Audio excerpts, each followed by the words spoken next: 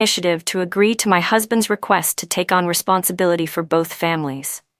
In my past life, when my brother-in-law passed away, my husband wanted to adopt his nephew and raise him as our own, saying his widowed sister-in-law needed someone to depend on, that she couldn't raise a child on her own. I refused him without compromise.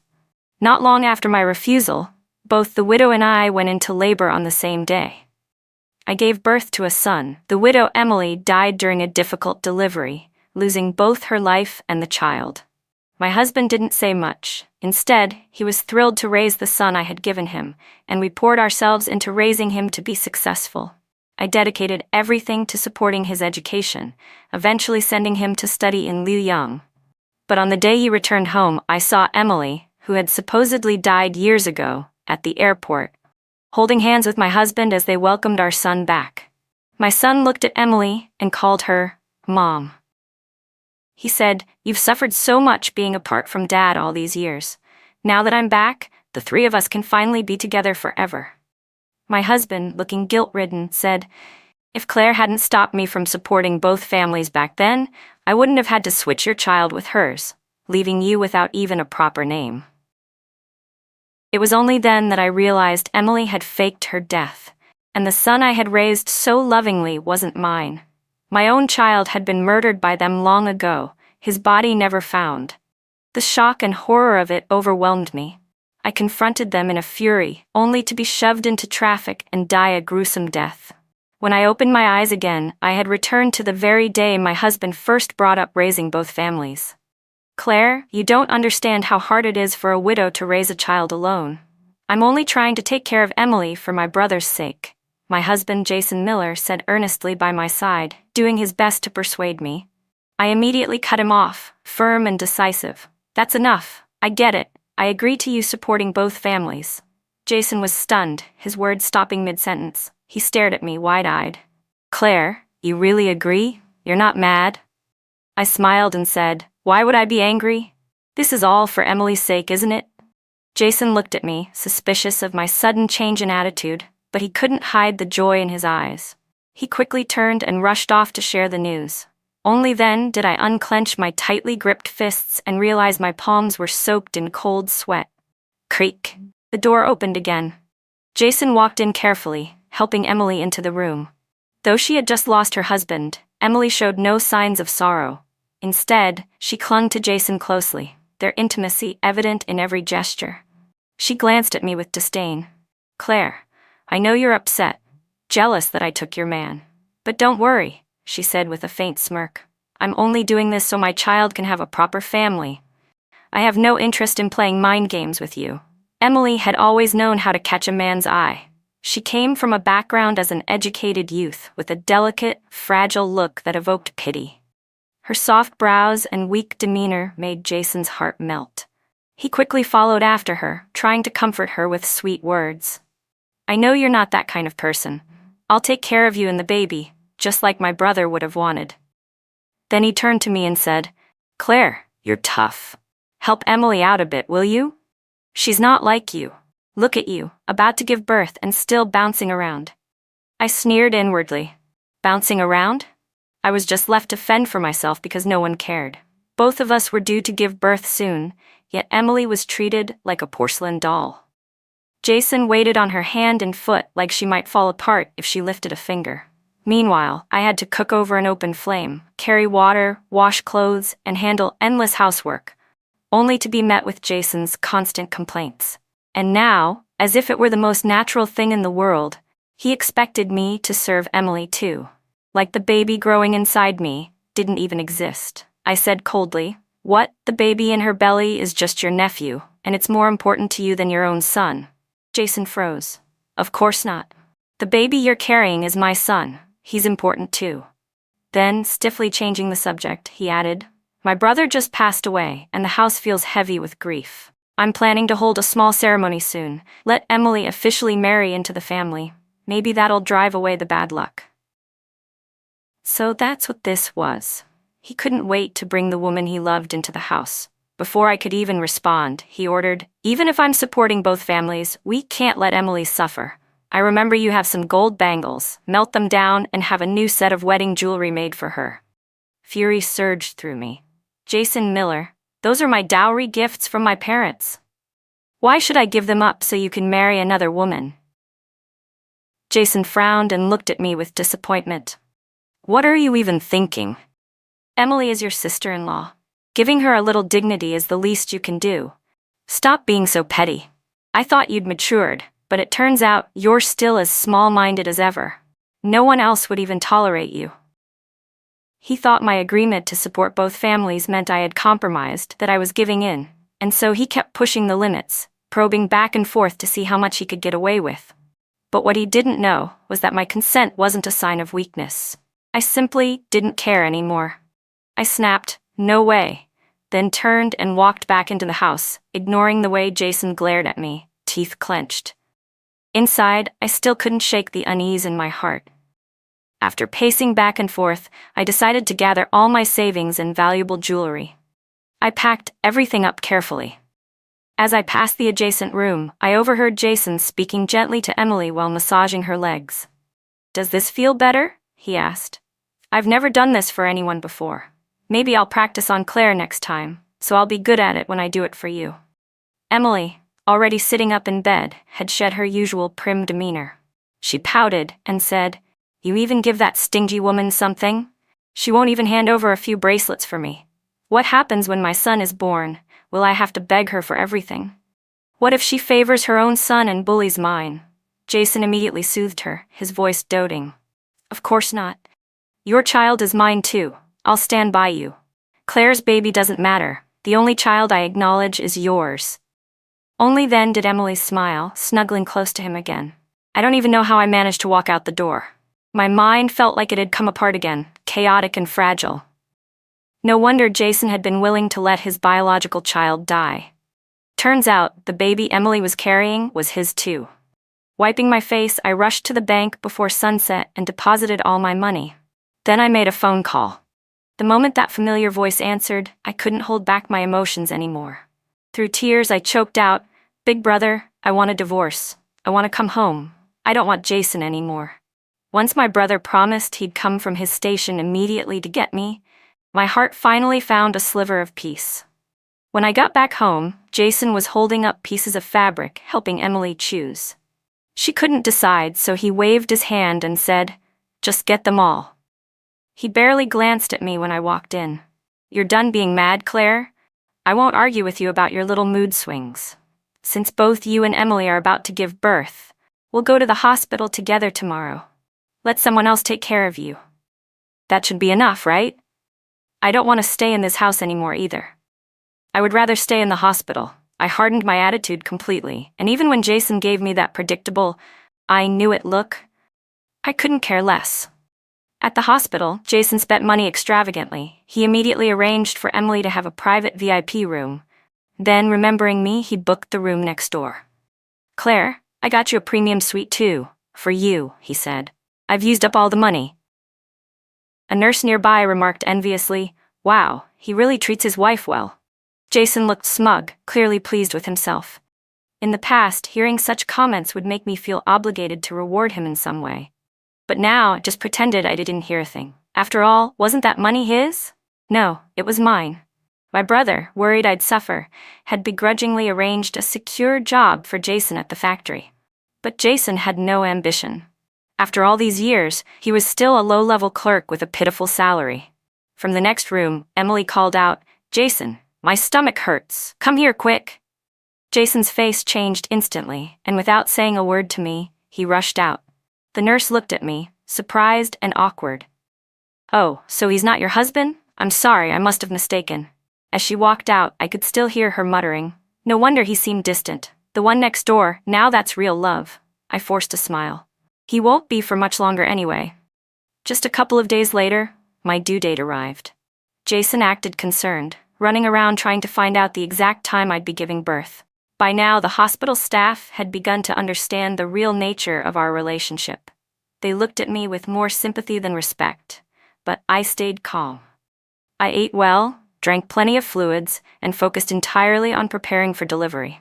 My labor pains came right on schedule. The familiar contractions surged through my body. I immediately called for the nurse. Jason jumped up too.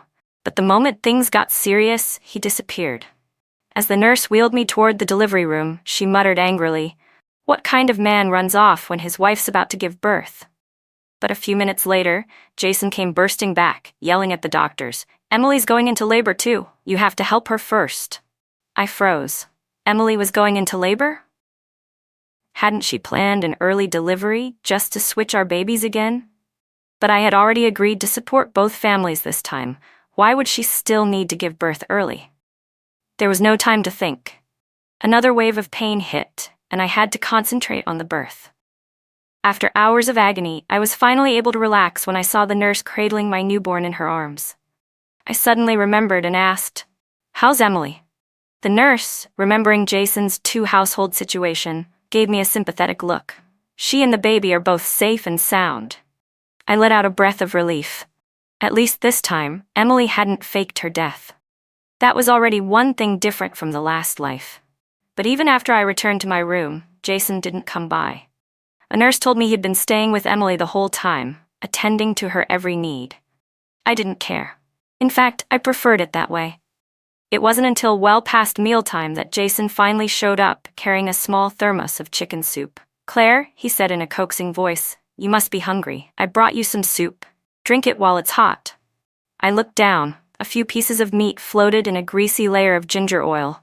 It was clearly leftovers. I nearly gagged. Turning my head, I said, "Jason, I'm allergic to ginger." Only then did he react, clumsily closing the lid. "I didn't realize. I'll bring you another one without ginger tomorrow. It's just, you and Emily both giving birth, the hospital bills, the room fees, it all costs so much. I used up everything I had." Ah, so that's why he was suddenly playing the devoted husband. He'd run out of money. I looked at him coldly. "You're the one who insisted on supporting two families. You figure it out." Jason's expression darkened. "We're all family. Can't you help just a little?" I laughed bitterly. "That's your son, not mine." His eyes flickered, and he looked away. Still trying to argue, he mumbled, "He's my brother's son. Since we've taken him in, you can't treat them differently." "Otherwise, how could I face my brother?" Jason muttered.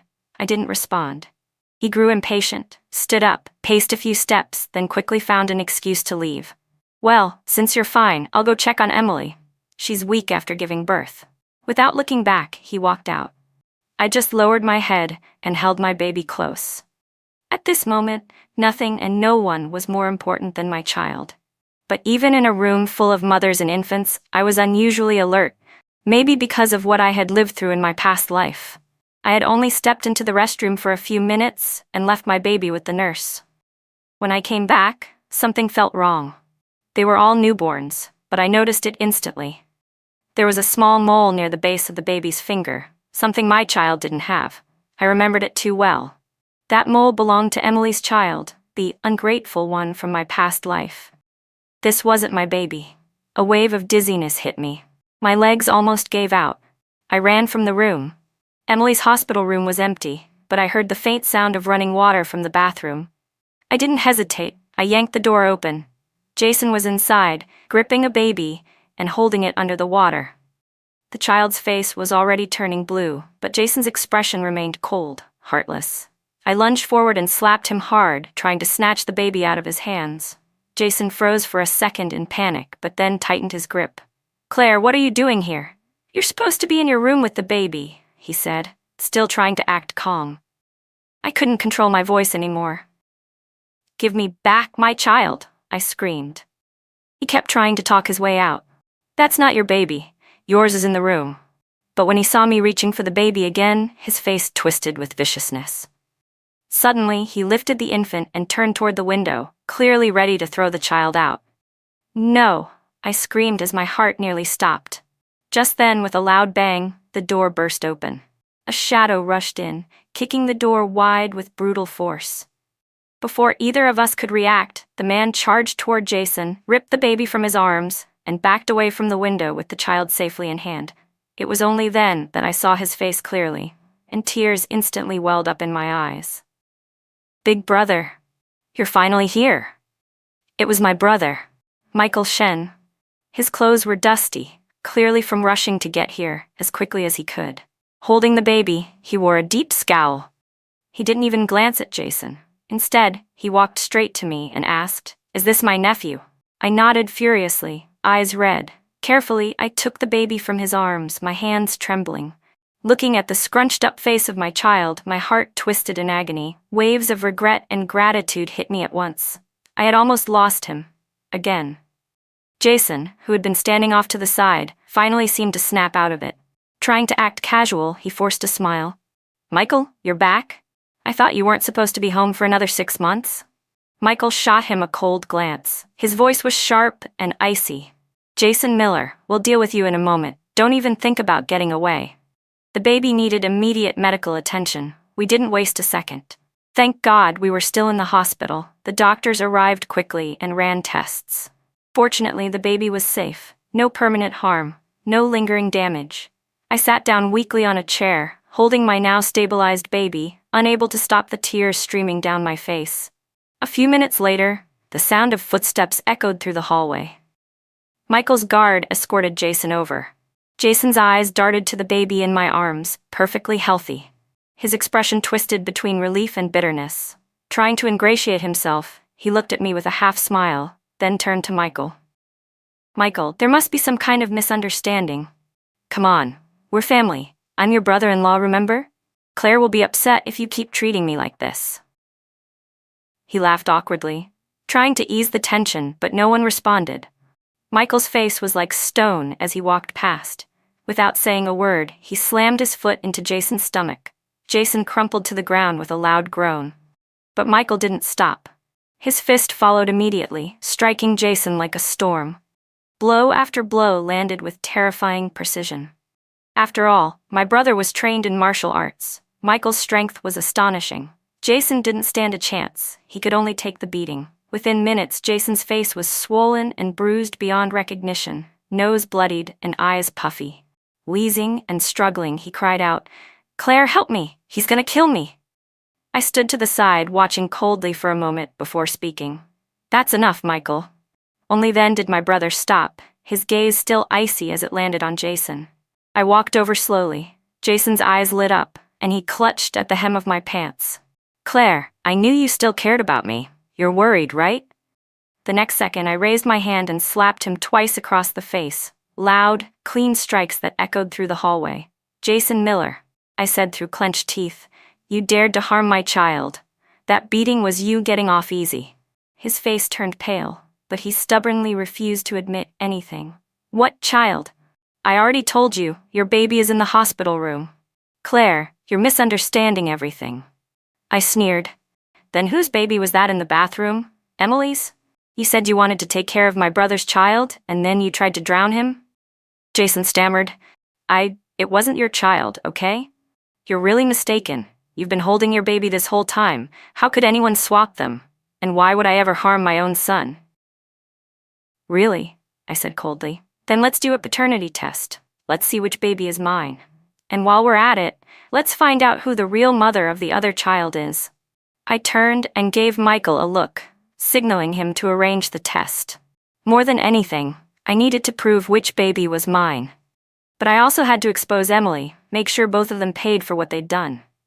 Seeing we were serious about the test, Jason panicked. He shot up from the ground and blurted, "Wait, I got it wrong. Claire, I'm sorry. You were holding our baby. I just mistook him for another. Newborns all look the same. I didn't do it on purpose.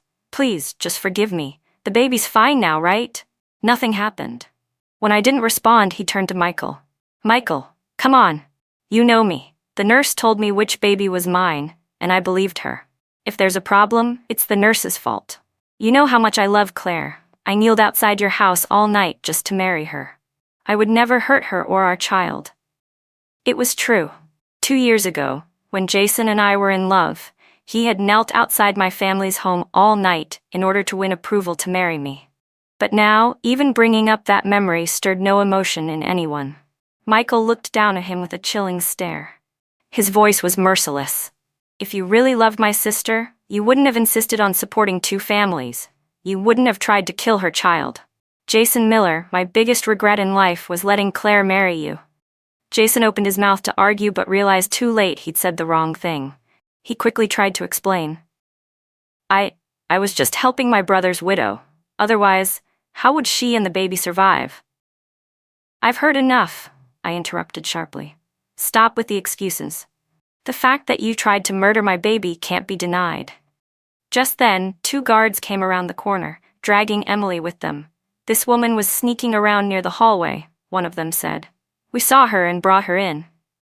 Emily's face was filled with guilt, but she tried to put on a show, raising her voice indignantly. Why are you arresting me? I didn't do anything wrong. You're just persecuting an innocent woman. I stared directly at her.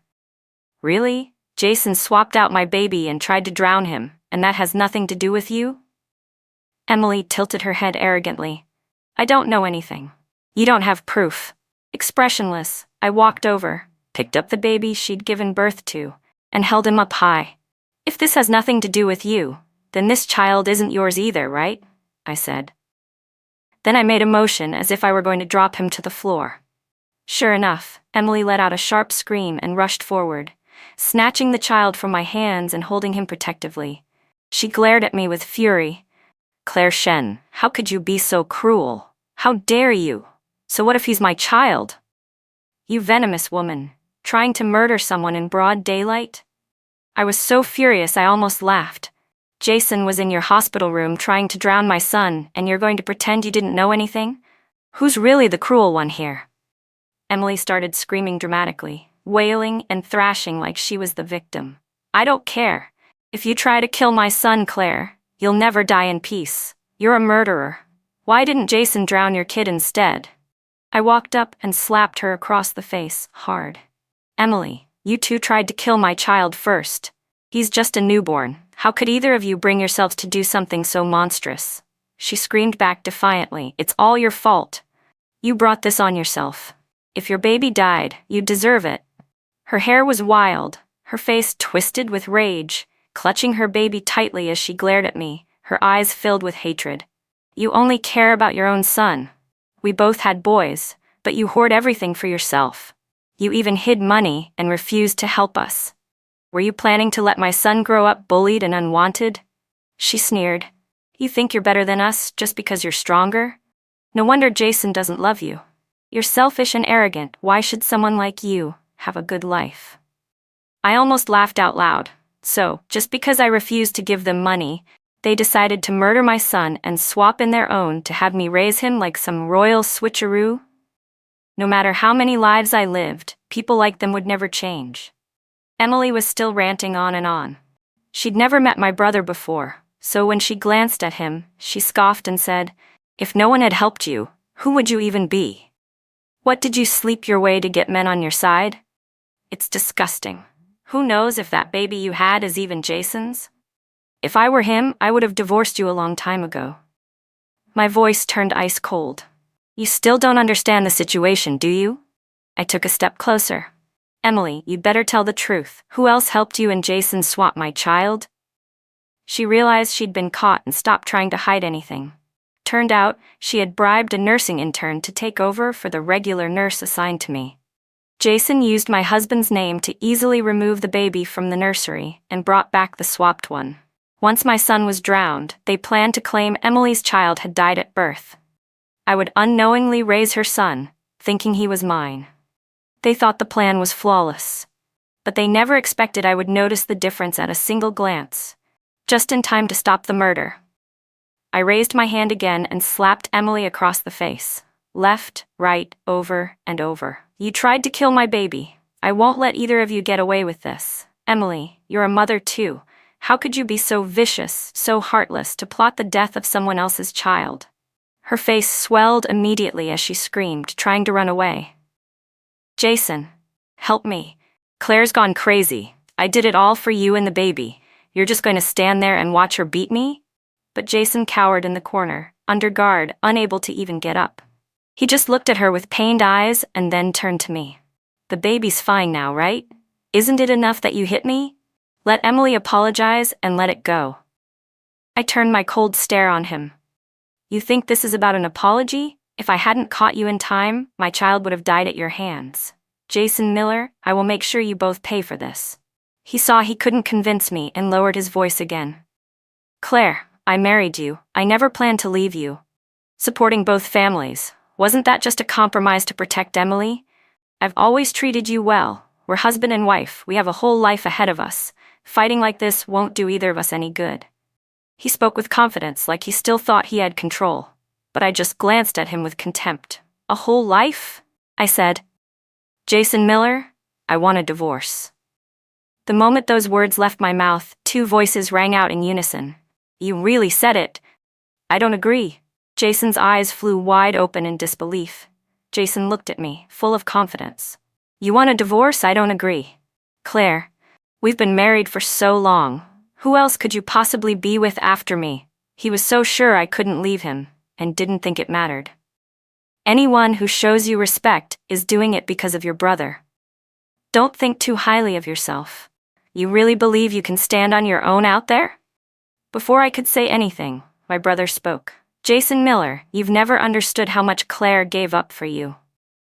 She had so many suitors back then, but she chose you and focused everything on building a family with you. You were the least of her options. She passed on a promotion to stay behind for you.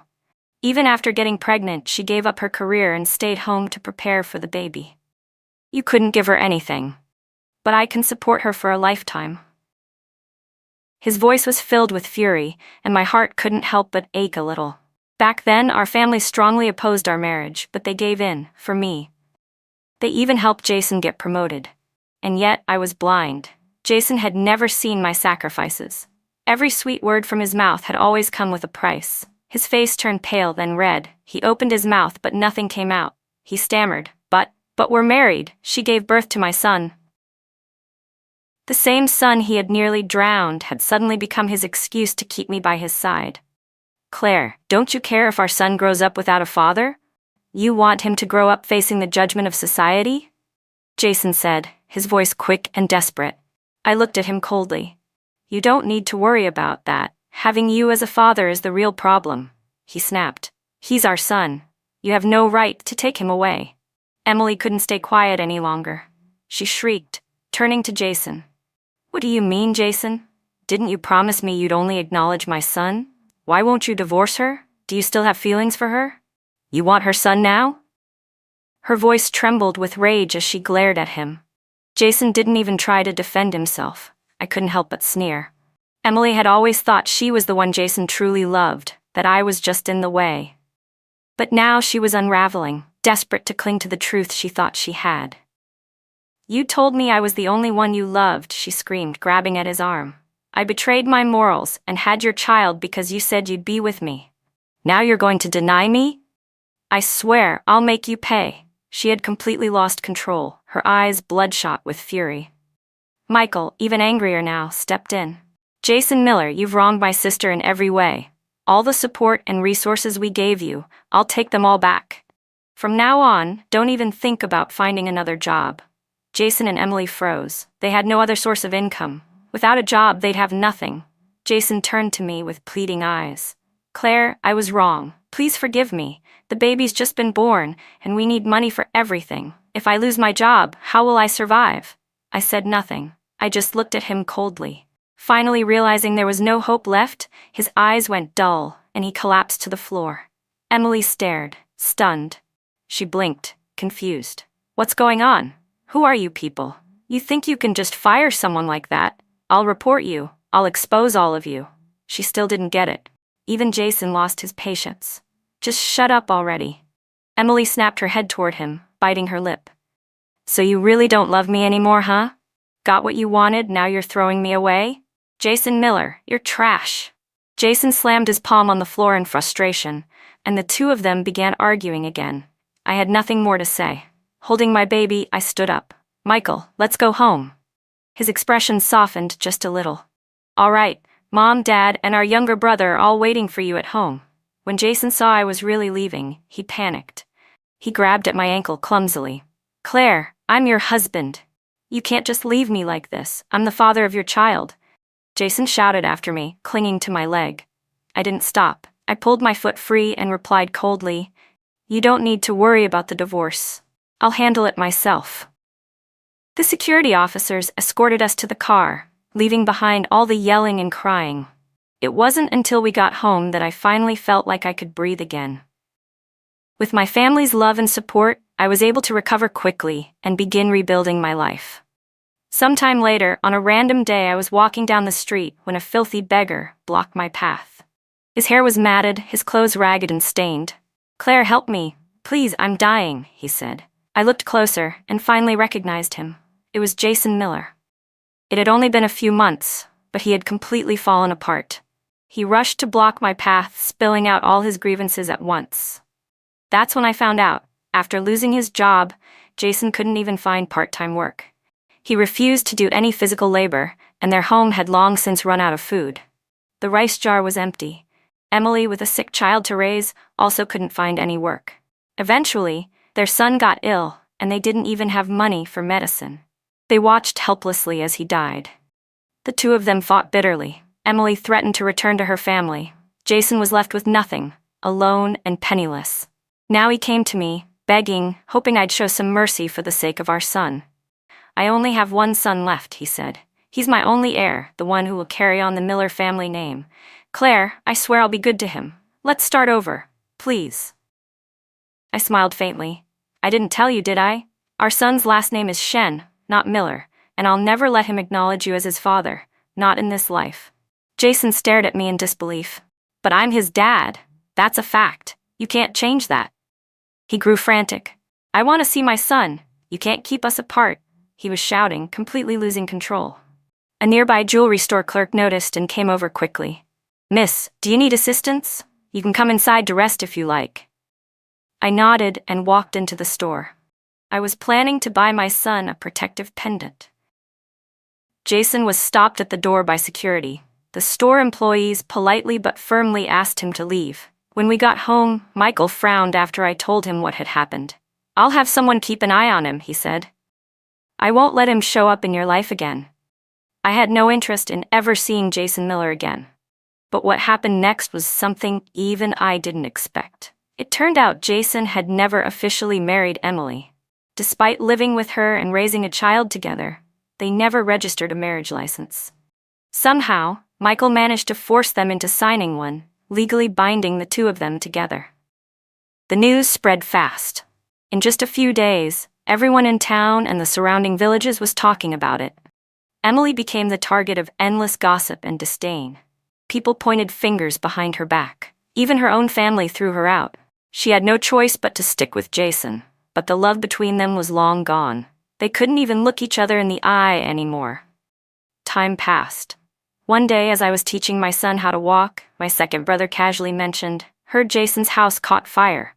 They both died in it." I nodded once and said, "I see." And that was the end of it. My son toddled over to me, giggling as he reached out his hands. I picked him up and smiled. In that moment, I knew the